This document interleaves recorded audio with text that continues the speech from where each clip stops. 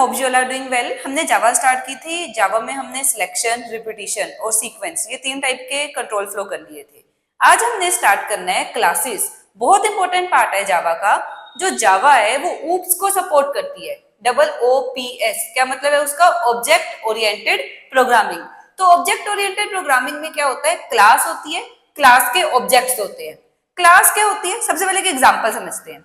मेरे पास एक क्लास है फ्रूट। उस फ्रूट के कुछ एट्रीब्यूट्स होंगे, क्वालिटीज होंगी। क्या क्वालिटीज होगी? कोई कलर होगा, शेप, टेस्ट, इनको बोलते हैं डाटा मेंबर्स। अब मैं इस फ्रूट के कुछ एग्जांपल्स लूंगी। एग्जांपल एप्पल, मैंगो, ये होंगे इसके ऑब्जेक्ट्स। अब मैं जो ये फ्रूट्स हैं इनके साथ कुछ एक्शन परफॉर्म करूंगी, जैसे गेट टेस्ट, फ्रूट का टेस्ट करके देखूंगी, तो वो हो गया मेथड मेंबर्स। ठीक है, 4 चीजें हैं। एक तो होगी क्लास। क्लास होगी एक फिजिकल और लॉजिकल एंटिटी। कोई भी चीज है, एंटिटी है, उस एंटिटी को क्लास बोलेंगे। क्लास के कुछ एट्रीब्यूट्स है, क्वालिटीज है, कलर, शेप, टेस्ट, जिसको हम डाटा मेंबर्स बोलते हैं। फिजिकल और logical entity that has certain attributes called data members. जो क्लास के एट्रीब्यूट्स है, क्वालिटीज है, उसको डाटा मेंबर्स बोलते हैं। और जो भी एक्शन परफॉर्म किया जा रहा है उसको मेथड मेंबर बोलते हैं। और इंस्टेंस ऑफ क्लास, क्लास का जो एग्जांपल है एक तरीके से वो ऑब्जेक्ट्स होगा। एक एग्जांपल और देख लेते हैं। क्लास है शेप। किसी शेप के एट्रीब्यूट्स क्या हो सकते हैं? उसके एंगल्स, उसकी साइड्स।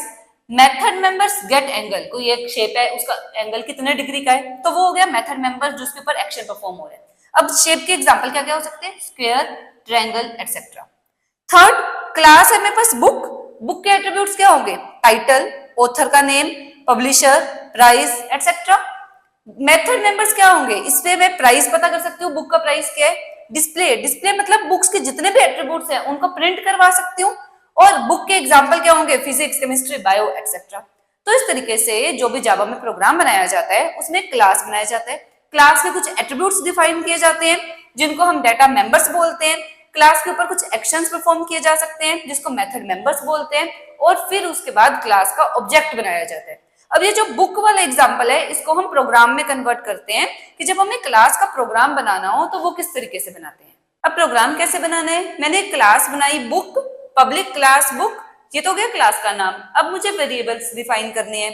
वेरिएबल्स मतलब एट्रीब्यूट्स। एट्रीब्यूट्स कौन कौन से लिए? टाइटल, ऑथर, पब्लिशर, ये ले लिए स्ट्रिंग टाइप के। और जो प्राइस ले लिया वो ले लिया फ्लोट टाइप का कि मैं इसमें डेसिमल वैल्यू भी एंटर कर सकूं। वर्ड डिस्प्ले, मुझे बुक्स का जो भी एट्रीब्यूट्स है उनकी वैल्यू को डिस्प्ले करना है, उसके लिए वर्ड डिस्प्ले लिखा।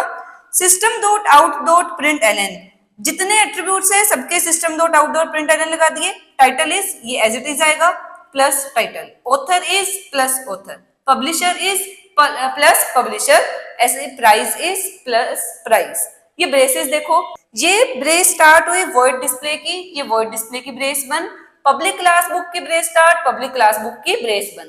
तो इस तरीके से हम क्लास को जावा में डिफाइन करते हैं। अब जो हमने लास्ट प्रोग्राम किया था उसमें डाटा मेंबर्स को कोई वैल्यू इनिशियलाइज नहीं की थी। जब हम कोई वैल्यू नहीं दे रहे डाटा मेंबर्स को तो वो अपने आप नल या जीरो वैल्यू उठाता है। अब मैं चाहती हूँ, मैं बुक की डिटेल्स फिल करना चाहती हूँ, तो उसके लिए पहले मुझे बनाना पड़ेगा कंस्ट्रक्टर। कंस्ट्रक्टर का नेम और क्लास का नेम सेम होता है, ये याद रखना। ये काम हमने पहले कर लिया था, हमने डाटा मेंबर्स डिक्लेयर कर दिए। बुक देखो, ये जो क्लास का नेम था और कंस्ट्रक्टर का नेम सेम।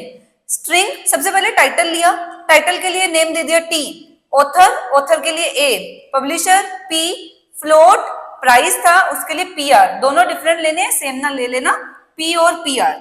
इसके अंदर जो भी टाइटल है वो टी की वैल्यू टाइटल में डाल दी, ए की वैल्यू ऑथर में डाल दी, पी की वैल्यू पब्लिशर में डाल दी और पीआर की वैल्यू प्राइस में डाल दी।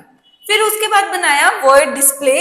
System dot out dot print LN, ये काम हमने पहले भी किया था, सारी की सारी वैल्यूज को प्रिंट कर दिया।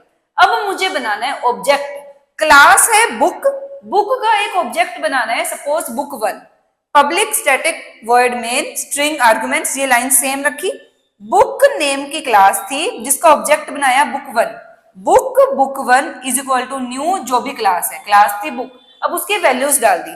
जो स्ट्रिंग्स होते हैं उनको डबल इन्वर्टेड कॉमास में लेते हैं। सबसे पहले टाइटल, टाइटल ले लिया आईटी, ये जो आईटी है वो पहले जाएगा टी में, टी से जाएगा टाइटल में और फिर ये प्रिंट हो जाएगा।